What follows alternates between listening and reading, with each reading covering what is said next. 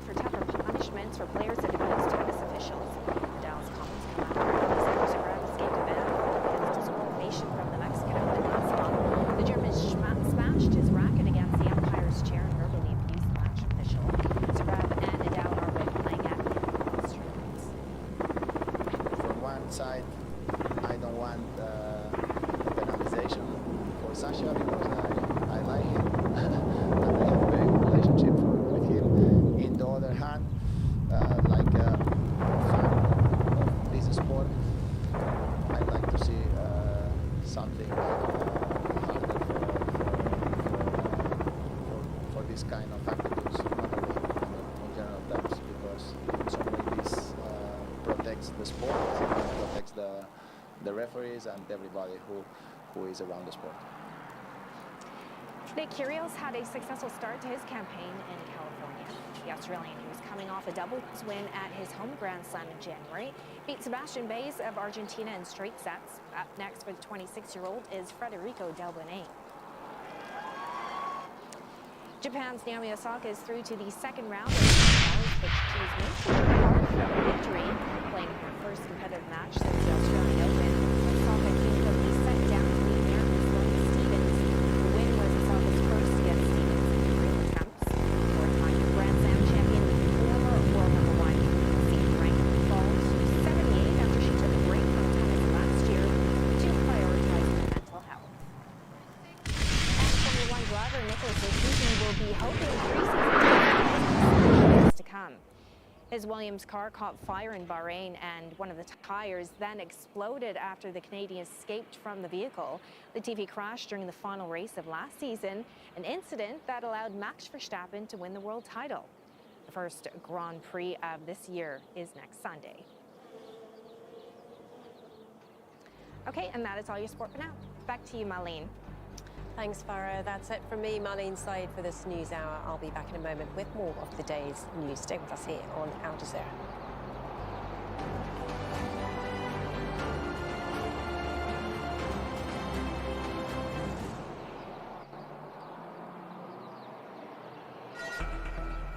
With some of the world's largest reserves, Niger provides much of the uranium that fuels Europe's nuclear power plants.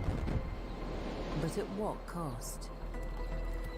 People and Power follows the uranium trail from Niger to the shores of the Mediterranean and investigates the devastating effects on the planet and all those who inhabit the industry's path. The Curse of Uranium on Al Jazeera. Revealing eco-friendly solutions to combat threats to our planet on Al Jazeera. Are China and the U.S. sleepwalking their way to war?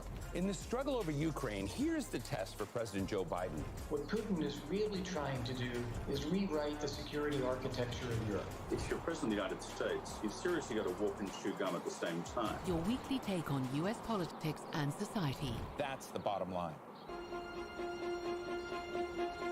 The health of humanity is at stake.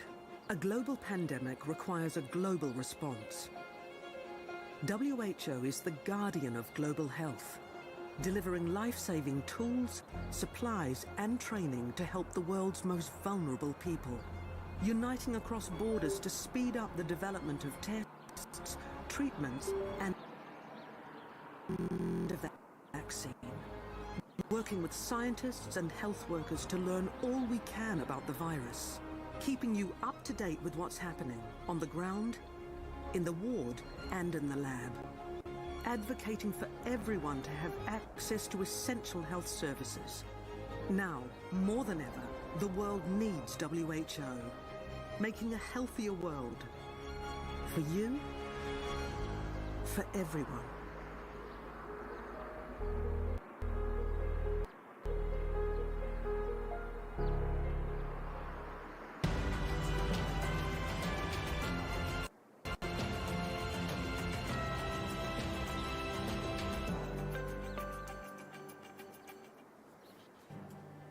Russian airstrikes in the Ukrainian city of Dnipro hit near a kindergarten, killing at least one person. For you,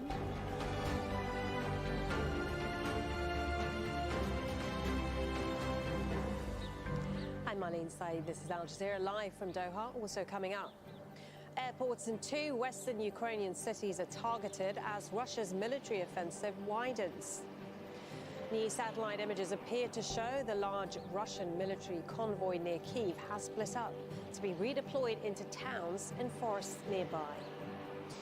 And President Vladimir Putin approves bringing fighters from the Middle East to support pro-Russian separatists in eastern Ukraine.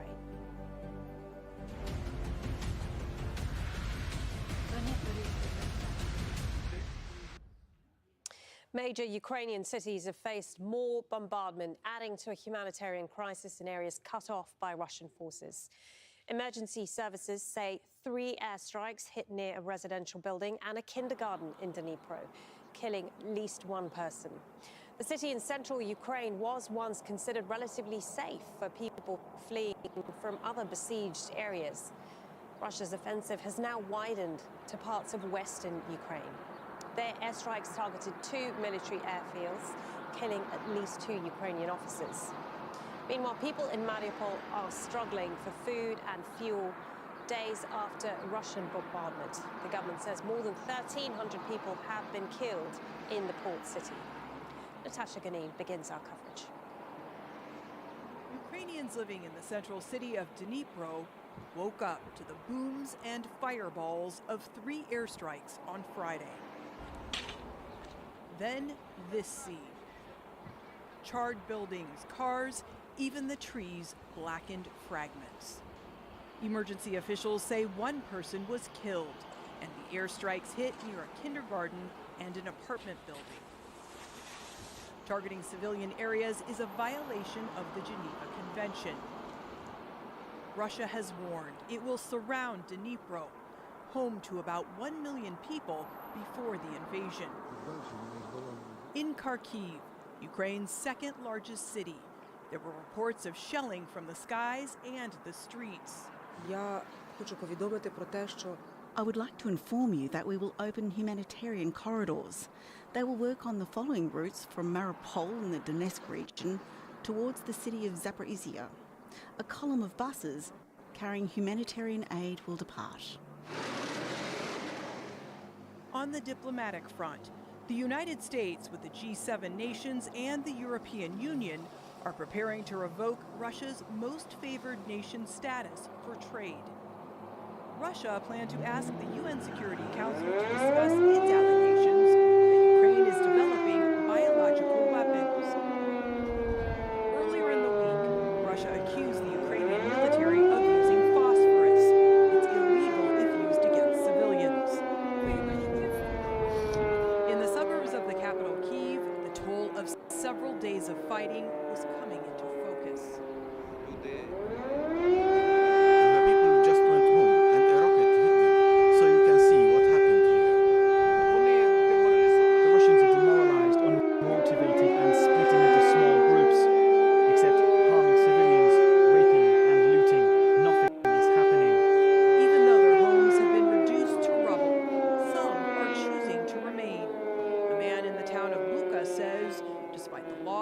And the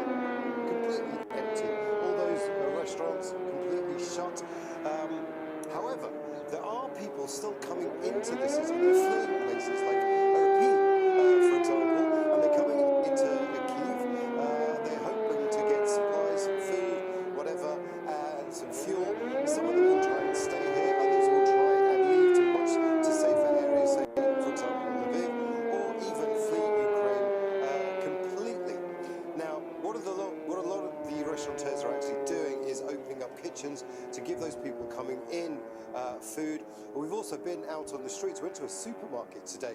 There is food on the shelves, but they simply don't have the staff. The supermarket we went to normally employs about 30 people. There were only 6 people that had shown up for work. 50% of this city is actually evacuated already. Imran, we've been focusing on this convoy, this Russian convoy that's been heading towards Kyiv over the last couple of weeks or so. It suddenly seems to have changed strategy. What can you tell us? Well, satellite imagery has shown that that convoy has dispersed in places. Now, the convoy began to form just outside the west of Kyiv on or around March the 5th. It actually got to about 40 kilometers long, full of heavy Russian armor. The Ukrainians have managed to strike some of that, so that may well be a reason that it's actually dispersing.